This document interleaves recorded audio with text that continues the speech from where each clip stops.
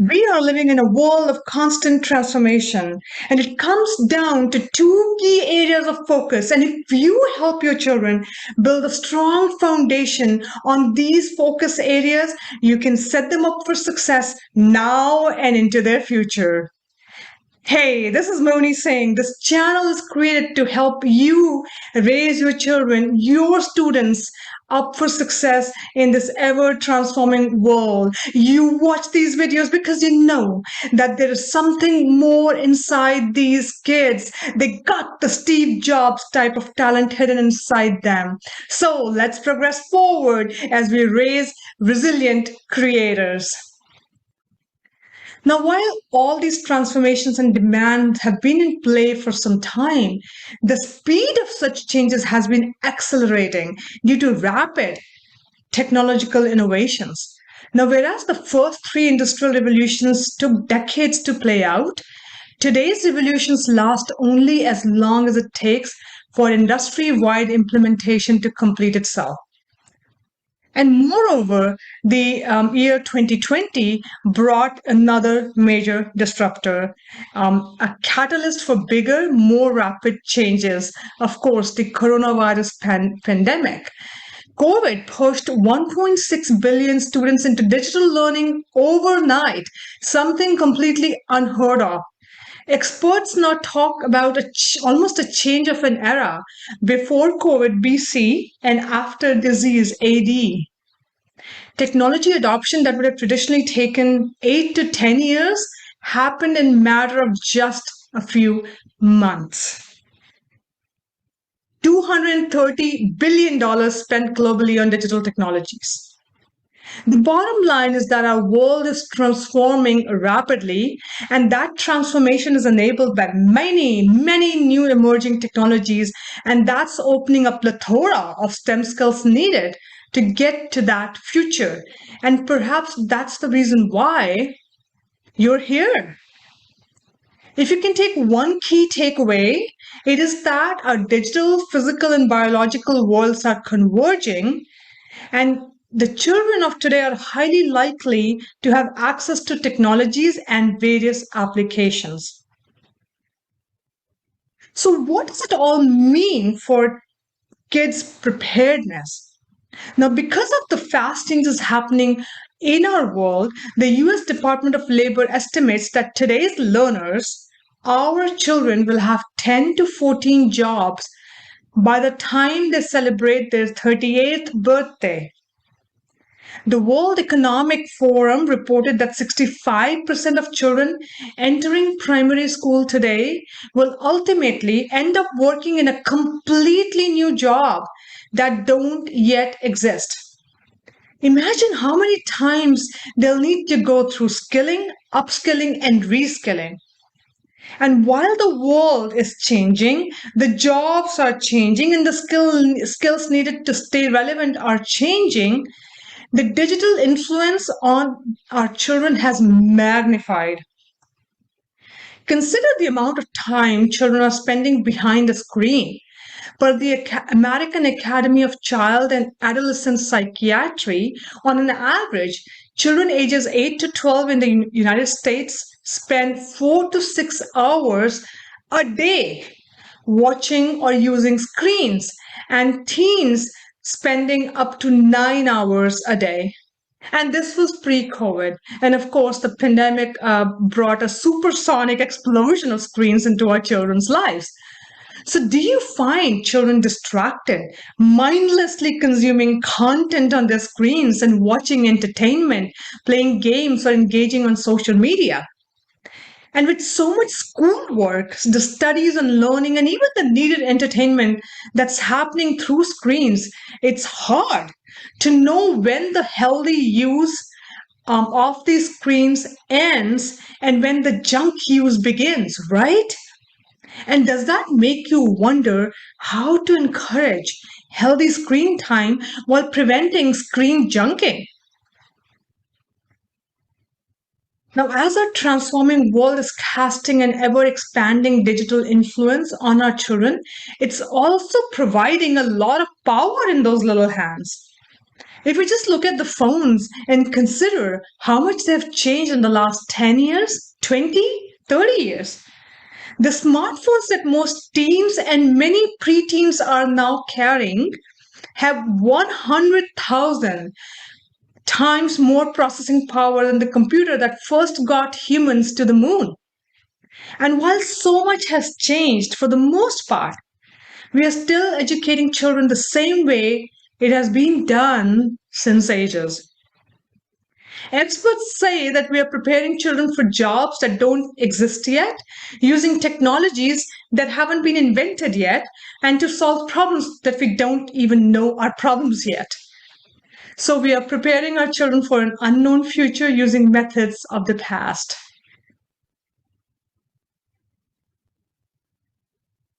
How do we do that?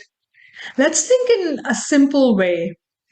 Imagine a huge room like a convention hall, and this hall has bullseye targets everywhere you look, on the walls, on ceilings, floors, chairs, red circles everywhere.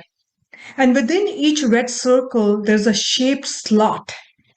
Imagine a target with a circular slot, another one with a star shaped slot, yet another one with a square. Each of the countless targets has a unique shape on it. In the middle of the hall, there's a table with many dots on it. Each dot has a unique shape on its front to match the matching target.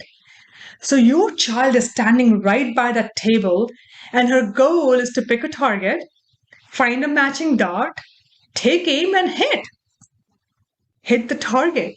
And if she can't find a matching dot, then she needs to learn how to make one and then take aim. So if her target was to be a Java programmer, she learns how to code in Java and be ready. If she wanted to be a school counselor, she learns psychology.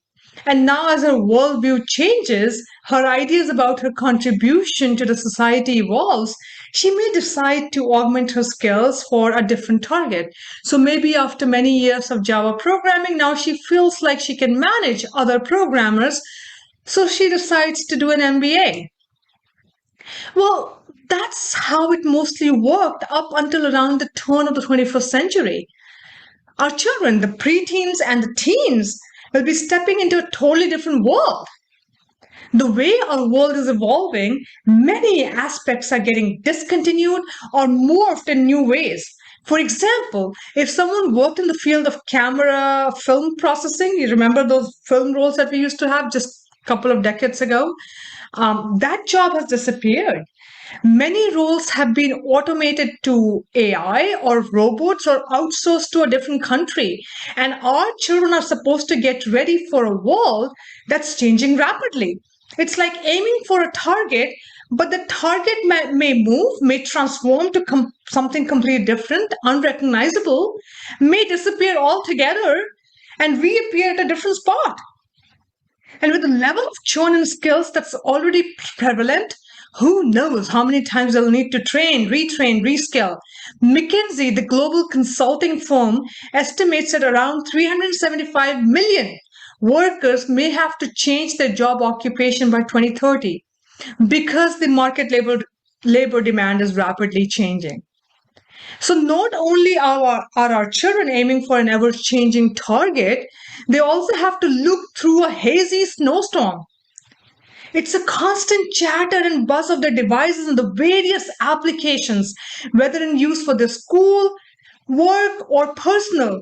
The online communities, games, social media, text, videos, everything designed by experts to keep their audience hooked and to binge.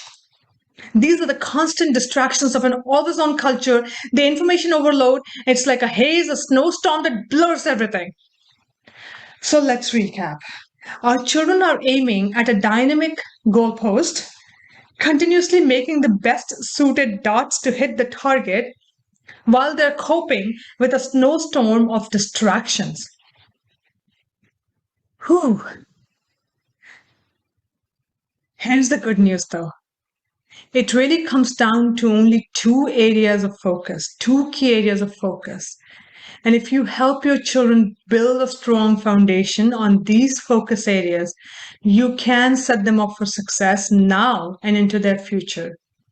And these two focus areas are creativity and resilience. Why?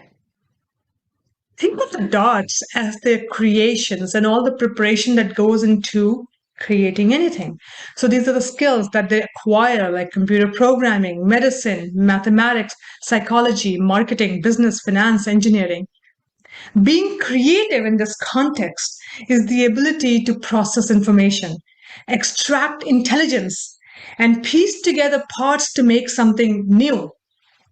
There was a time when information was scarce. Whosoever knew more had an upper edge. Not so anymore. We are living in an abundance age. Information is everywhere. If you want to learn something, you can simply search the web or search for a video on that topic. Chances are that someone has already put something out there for you to consume. The real art is in making sense of that information and integrating it in a way that leads to creation. So constantly thinking about creating value in this world. Creation involves formulating an idea, an objective, a goal, and taking actions to realize them, to create, devise solutions, change or reinvent processes, businesses, products, services, behaviors, thinking, and even self. Now, creativity is a must as most innovations happen at the intersection of different fields. It took integrated efforts of computer programmers and geneticists to decode the human genome. Economists, together with environmental scientists and engineers, are behind the quest for sustainable, renewable energy. Mechanics, combined with the study of human body, led to innovations in the space of prosthetic limbs.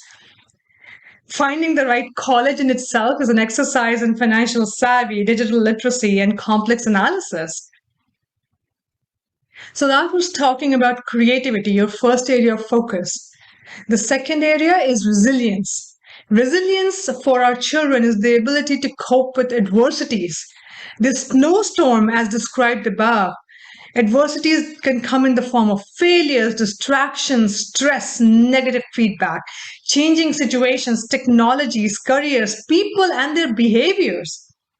And coping means to manage through those adversities, to be agile with learning, to find ways to see clearly through the snowstorm while staying focused on the goal. So let me take an example. Consider the screen junking issue we were discussing before. So, how do you control screen junking for the kids? You don't.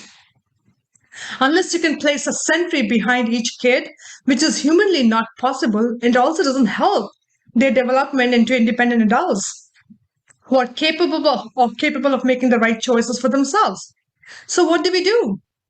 How can we reduce screen junking?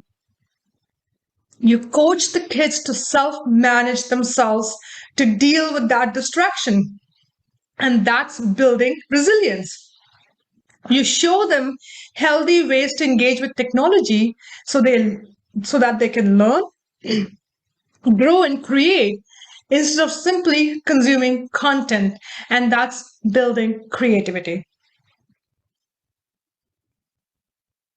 The digital influence is here to stay, the good, the bad, the ugly. The transformations in the world are only accelerating. The good news is that our children can handle all this with the right guidance and support. So until next time, let's stay focused on creativity and resilience.